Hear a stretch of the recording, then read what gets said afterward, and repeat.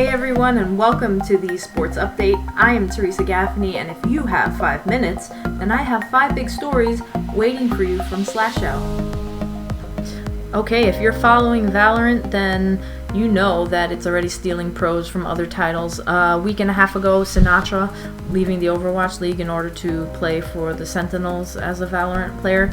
Well, this week we have 2 more. We have Freakazoid, here we go, leaving CSGO for Valorant, and we also have Corey, the Overwatch World Cup champ, leaving.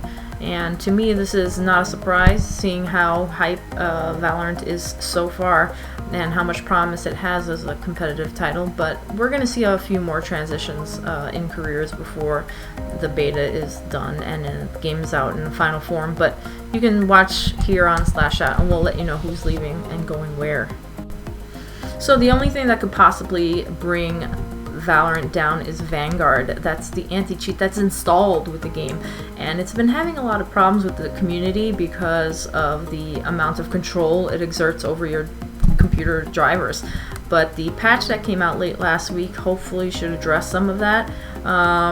There were issues with people's cooling systems where once Vanguard was loaded that the PC stopped being able to cool itself. But yeah, I mean, you can go into this article on SlashShout and get the hard details here, but pretty scary times. Hopefully Riot takes care of that before the game gets out of beta.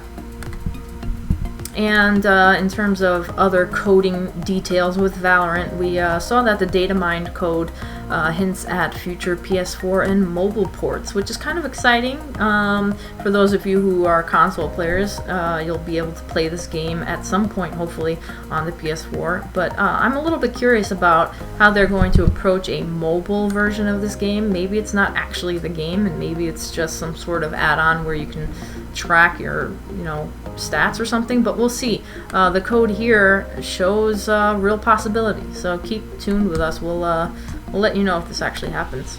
Let's move on to Overwatch. We have a couple of stories here to round out the update from that world. The first being from the Vancouver Titans organization. We've been tracking a lot of departures from their org, and that's the player side, the coaching side, the staff side.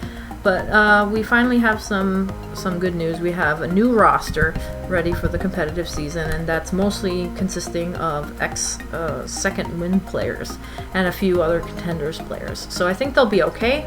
They have a new coaching staff as well. We'll just have to see how they fall into the mix. It's going to be a pretty unprecedented development, but I expect some good games. And finally, we have some word that Blizzard is considering bringing the arcade mode of competitive open queue into legitimate competitive play again. What open queue does is mirror the game before roll-lock system was implemented in 2019. So I want to hear what you think about that by tweeting us at SlashShout, whether you're for or against competitive open queue, if you like roll-locks or if you don't. So anyway, we'll see you next week at the esports update. If you have anything you want to see, of course, hit me on Twitter at Theresa Gaffney or hit SlashShout at SlashShout. See ya.